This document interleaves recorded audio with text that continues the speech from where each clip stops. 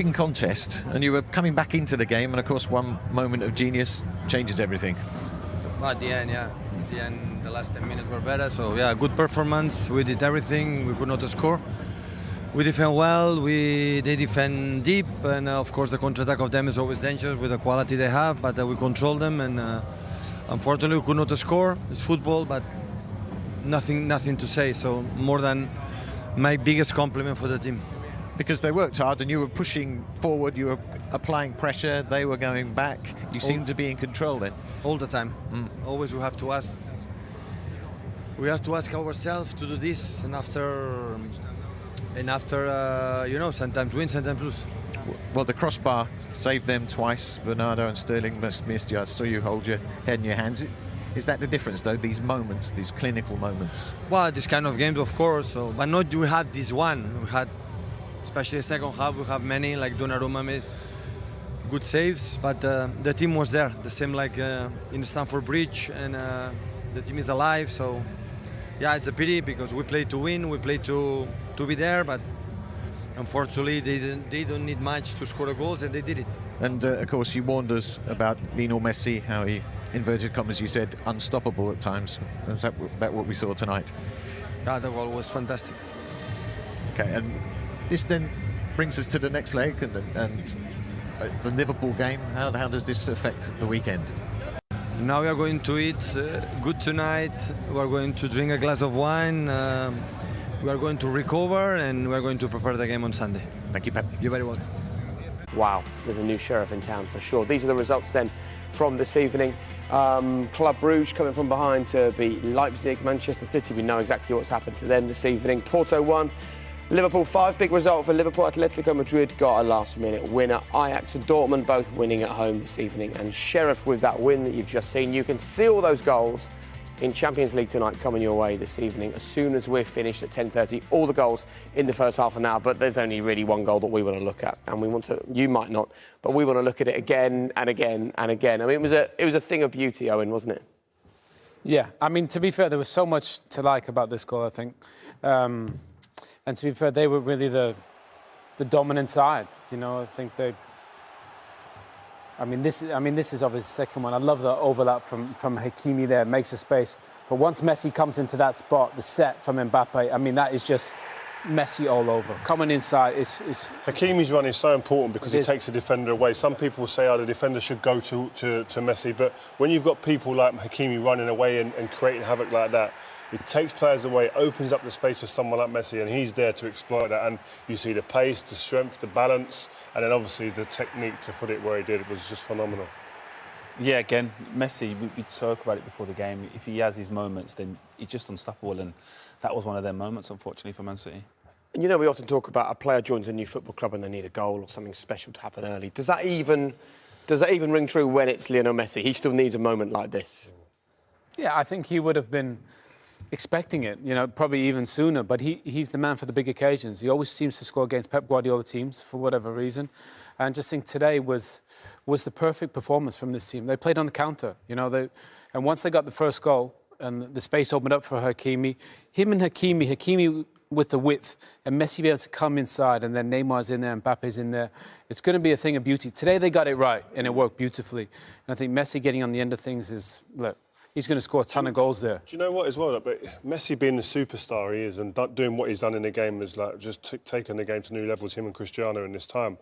But even today you saw at times he was on the peripheral of the game. He wasn't actually like integral to everything that was going on like he was at Barcelona, because he's at a new club.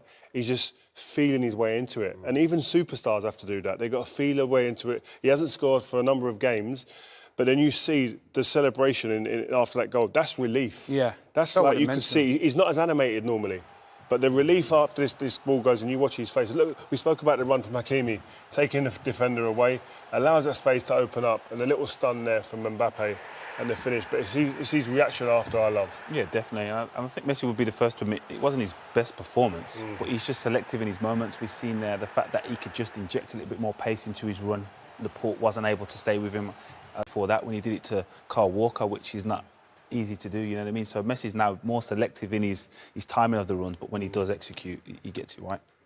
OK, well, it felt like PSG got it right the whole night. Let's have a look at the opening goal as well. I know you want to do it on the touch screen, don't you? Yeah, we've got it here, and we can. It's a very good goal. Some good movements from PSG, but it's a lot about the defending as well from Manchester City, and we can go through this as defensive midfielders in Owen and centre backs, me and Jolien. But if you just play it on slowly here, and I think it's about Laporte. I think he's the person we're talking about.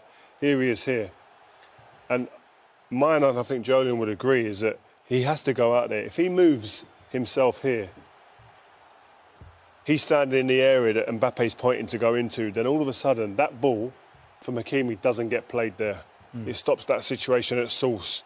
The fact that he actually will play it on is he starts to motion and come backwards towards the goal, opens up that space now. No resistance there. If you take it back just slightly a little bit, the fact that he's checked Messi, he's checked his shoulder and see Messi, then means Diaz is checking his shoulder because he's thinking... So he's checking there, you see, he's checking there to see where Messi is. But the point is as well, these boys are doing this because they see Messi at the peripheral, don't they? Yep. Which you would as well. Yeah. But because Rodri's slightly out of position, Bernardo Silva's got to pop in there, hasn't he? He's got to fill in that gap. Because if he fills in there, these boys won't look. That's where you would go. Because that's where I'd go, yeah. I'd see the... You've got the defensive now, so you've got the defensive responsibility head on, but that's not his natural instinct. No, yeah, but we He's just didn't do that on the weekend. Yeah. So we know he has the capabilities to do that. I just feel sometimes you can have too many people back and everyone thinking, well, someone else can do that. But I think this is the man, and he's a leader. Yeah. Diaz is a leader, and that's where I think he can see everything. He can see the edge of the box here. He's already looked there to see where Messi is. He can see what's in front of him here. He can see the whole situation. You have to command that situation. Even sometimes someone like Kyle Walker as well, who's even further behind, can see everything in that picture. You've got to talk. The communication is so underplayed in the game today. But if those guys talk, listen, this situation doesn't get absolutely taken out of play just because you talk. It's difficult in this speed of play. We're slowing it down, which makes it easier for us. But the talking is so important to stop a situation happening. You're right, but if you run it on slowly, Ray, the point is they're actually in a really good spot. I know that, you know, Laporte maybe, obviously once the ball goes down into Mbappe there, but really if you look at it, if you just stop it there, Ray, look, they've actually got good numbers. You know, it's really only, you know, it's 5v3 in the box there, so they shouldn't really score. But we've got to keep an eye on Neymar's movement. Just keep him there. You know, watch what he does, because all the defenders run back to the goal. Watch where they all go back there. Watch Neymar. He has a feel for whether this is going to come. Just that little drop of the shoulder there, and he's free. And he could really score there. Oh, yeah. But there's a slight deflection off Laporte. Yeah. They're miscontrolled. Mahrez is miscontrolled. So them things you can't cater for, because if you could read deflections, miscontrol, you would never concede. But the finish is... It's a great finish. Yeah. It's a great finish. But that's what the top players give you, that from Neymar, just that little bit of movement. City were quite organised, weren't they, really, defensively? Because Neymar drifts into that spot, it caused... The reason why I think Laporte doesn't go out there, because it's Mbappe. Yeah. Because it's speed, because it's pace, because it's skill. Centre-backs naturally don't want to go wide. You didn't want to be there. I don't want to be there. Jolien wouldn't to be, because fullbacks are used to being out there. So I understand it, and it's easy for us to sit here and say he should have. But looking back, when you slow it down, I believe that definitely should have happened. But you look here, the shape from PSG. We questioned today what this would be like, what this PSG team would set up like, and this was what we saw a lot of today. The connection of the back four with the three midfielders, almost like the dogs in front of them in terms of work rate. And these boys were allowed to just amble back. Get back, but in your own time, we'll secure things before you get back. And this happened so many times throughout the game. And I'll let Owen, because you're a midfielder and you spotted this as well, just highlight what happens with the midfield three when the ball goes wide into these areas here. Well, first of all, the most important thing, we spoke about Hakimi before. He's up there, isn't he, a lot of the time. But that was a solid back four. Mendes was terrific. Hakimi was terrific. But the big thing I think we were able to notice was the fact that these three got through a ton of work. These three, especially Herrera and especially Gay. Because those three, normally we'd say they got to track back. Verratti was at the base of the midfield. And these two, whatever side the ball was, Gay was doubling up. I thought Gay, to me, was the man of the match, the most important player. Yeah. Because he actually did two jobs in terms of going out to press the ball and then he'd come back inside. So these three normally would be there, but actually they retreated. If you just run it on, they retreated actually quite centrally, didn't they? And I think that's an important point. The left side here, Gay going out there, allowing the back four to stay in position and not have to be shifted around too much. Once the ball starts coming out, and we'll play it a bit quicker here, it goes out the other side. I'll show you what happens. Straight away as he gets out to Grealish, who's on his way out there to support? That's your other side midfielder. That's Herrera. Herrera going out there to be the person, that little bit extra security. And his partner in midfield stays central, making sure that he secures things in there. And it will come over eventually if need be. But it was such a big tactical decision from Pochettino.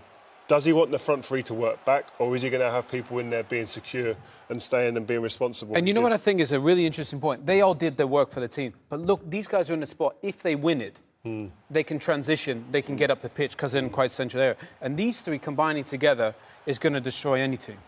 Very good. So, big night for Lionel Messi. Also, big night tonight. Saturday was a really good example of when Manchester City don't need a striker to play well and win a game of football. Is there an argument that maybe tonight would have been an evening to have a talismanic front man to bring on 18 attempts, 7 of them on target, didn't score? Yeah, I think there's always going to be an argument for that when they don't score. You could argue the fact that Jesus played so well and scored the goal. Again, Pep picks a team to beat the opposition, and there wasn't any bad performance today. Raheem maybe should have scored. Bernardo, I feel, should have scored. So there was opportunities for Man City to score a goal. So I wouldn't blame it on them not having a recognised striker on the pitch. I just think it was a solid performance from PSG, to be honest. They defended in a way I didn't know they could and would enjoy to do, and allow their three up front to not recover. The question's going to be posed all year round, isn't it? Because a recognised number 9 wasn't brought in the summer. And the man in question was Harry Kane in the summer. Now, today, do you think that he would have made a difference with the chances that come into the box? Maybe, but it's lots of if, buts and maybes. I think you look at last season, the way they played, they were putting teams away. They were scoring goals, they were creating chances. Sterling, if it wasn't him, it was Mahrez. You know what I mean? So Gundogan, they were getting goals from all over the park. And at the moment, it's almost like it's got to be the perfect goal to score. And that's an issue. They've got to be able to score the scruffy goals. They're getting half chances, put them away. Bernardo Silva underneath the bar misses. It's like you can't coach. There's no coaching manual that says the tactics have got that wrong. That's just individual player there that got that wrong in that instance. But they're top class players. They're a top class team. Today they were undone by I think the team that who were more clinical in the big moments. One thing you do need is people to buy into your plan. Pep knows about trying to get